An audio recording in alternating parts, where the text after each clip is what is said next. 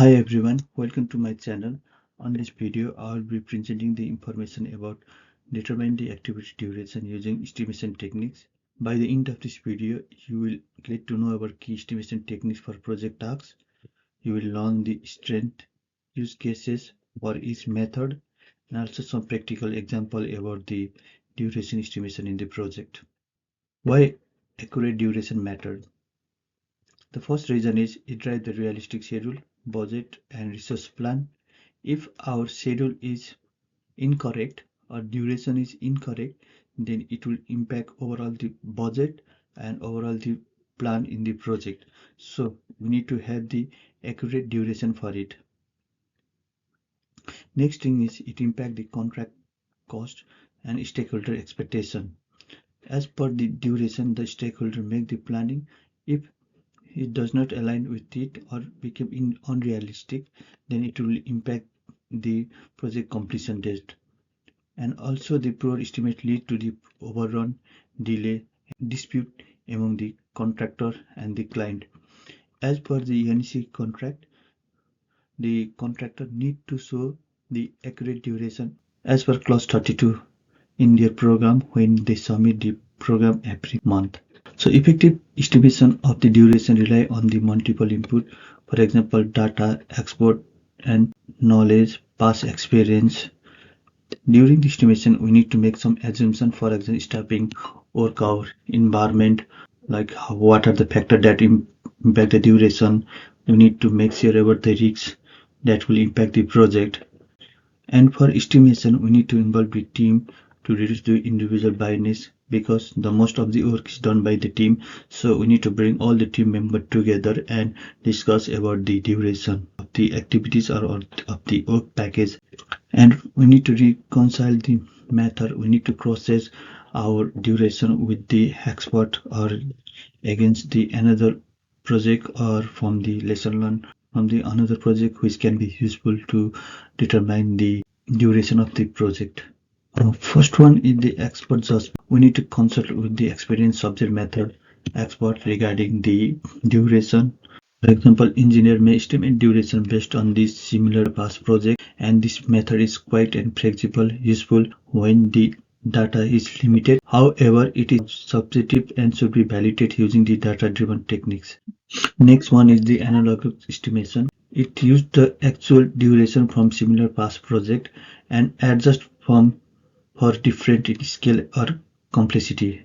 It is very fast and useful during the early planning stage. However, it is less accurate for detailed or unique tasks. Parametric estimation. Parametric estimation uses the mathematical relationship to calculate the duration. Typically, duration is determined by multiplying the task size into a productive rate. This method is highly dependent on the historical productive date or lines of code per hour and highly accurate if the parametric data are available. The 3-point method. In this method, it determines the uncertainty by considering the three estimates. One is optimistic, most likely, and pessimistic. The expected duration is calculated as optimistic plus poem p by 6 or o plus m plus p by 3 triangular method. This method is widely used in risk awareness scheduling and PERT analysis. Bottom-up estimation. It involves estimating the duration at the lowest level tasks on the work package.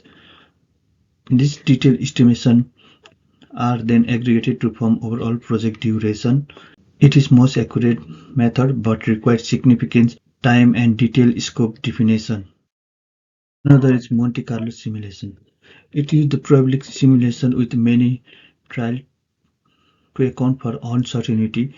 It runs thousands of iterations using defined distribution of task duration.